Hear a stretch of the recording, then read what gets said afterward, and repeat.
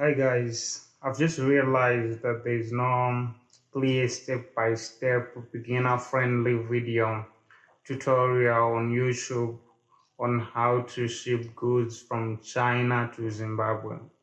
So I've decided to create a mini video series on how to do just that. So if you're anything like me, you've probably installed the Alibaba app or the AliExpress app, and you've come across a variety of goods that are incredibly cheap, but you've no idea on how to get them here in Zimbabwe for either personal use or for resale. So I hope you stick around because I'm going to be sharing the whole entire process and all the necessary information that you need to get started.